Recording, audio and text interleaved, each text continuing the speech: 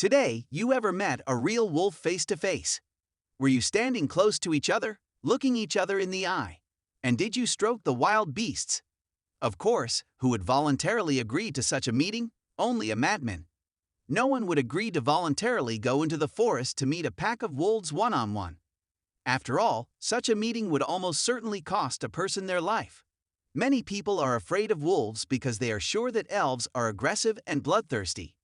But the hero of our story today not only decided to go to the forest to meet a wolf, but he even lived in their pack for 2 years, which made a huge contribution to the study of their life and habits in general. So let me introduce him. This is the famous Doctor of Biological Sciences honorary professor at Ilia State University, Jason Konstantinovich Parades. He spent 20 years of his life studying the behavior of wolves in their natural habitat until one day he decided to meet them in person by this act. He wanted to show the whole world that wolves are not so bloodthirsty, as they are imagined, that they attack only in case of extreme danger, and with the right attitude are completely harmless to humans. It happened in the 70s after long studies of the behavior of wolves. Yes, and constant innovation nevertheless decided to have personal contact. But he understood perfectly well that if you pluck a wolf from its usual habitat, then the experiment would be incomplete, since the wolf would behave unnaturally in the new conditions. So he decided to go to the deep taiga himself and infiltrate a wolf pack.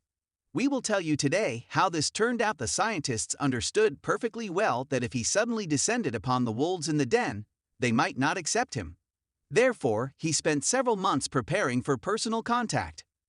First, he chose a small pack of wolves and began to observe them from afar. He studied all of their paths, which he recorded on his map. He studied where they hunted and what kind of life they led. After that, he decided to accustom the wolves to his scent. To do this, he put on clothes in which he walked for several days, so that it was properly saturated with his sweat and smell, and then laid out his clothes on the paths along which the animals he studied walked at first. The wolves tried to bypass the unfamiliar objects that smelled like a stranger, but gradually they began to get used to them. Thus, the man accustomed them to his scent so that the wolves would not be afraid of him, but instead would recognize him after the wolves got used to his clothes on their territory. He moved on to the next stage of training. He began to place food along with his clothes.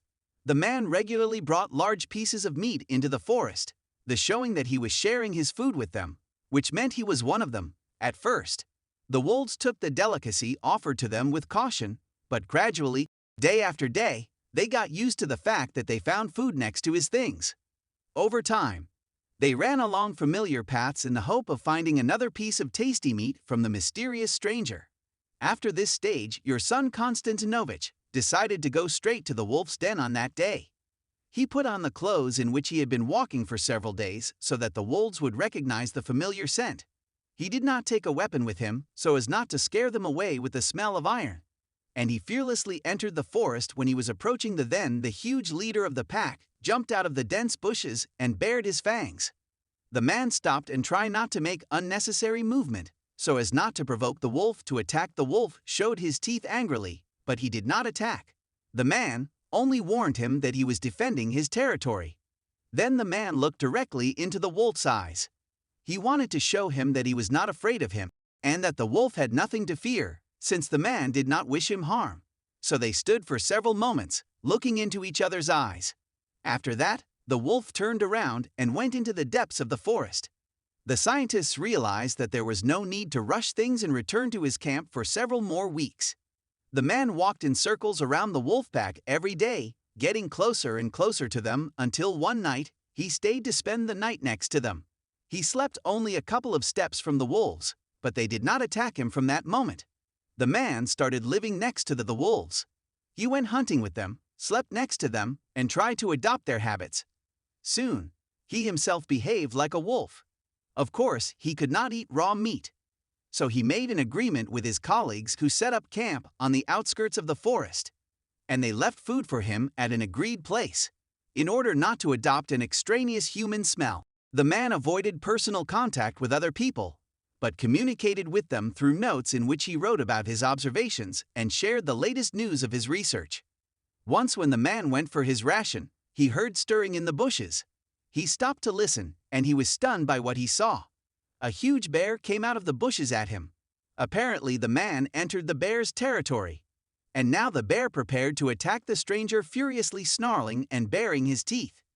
The man was unarmed and realized it was unlikely he would be able to protect himself from the wild beast, gently stepping back. He tried to climb a tree, but he fell to the ground, severely injured in his leg. Now the man could not get up to run, or even walk away as his leg was hurt very badly. He closed his eyes, understanding the situation was hopeless. But then he heard a familiar growl behind him. He opened his eyes and saw that the wolf pack he had been living with were coming out of the forest. One after another, the wolves stepped forward, covering the unfortunate man with their bodies, and began to surround the bear, growling at him and baring their fangs, protecting the man from his attack. The bears slowly started moving back from the wolves and then completely disappeared behind the trees. The man could not believe that the wolves had come to his aid, ready to fight a huge bear. He spent the next 3 days in the forest as he could not walk on his own because of his injured leg. What was more surprising was that the wolves brought him meat so that he would not die of hunger.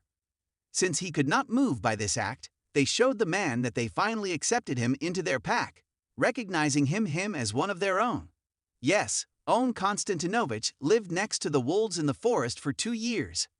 During this time, he studied the habits of these wild animals very closely and even wrote a book about it during all this time. The wolves never touched him, but on the contrary protected him, brought him food and warmed him with their bodies so that he would not freeze on cold taiga nights. By this, the scientists showed the whole world that wolves are able not only to accept a person into their pack, but also protect them in case of danger, that if properly treated, they are absolutely harmless to humans and could actually show feelings of compassion and care. Write in the comments if your attitude towards wolves has changed after this story. What do you think about it? Like and subscribe to our channel so as not to miss new interesting stories about people and animals.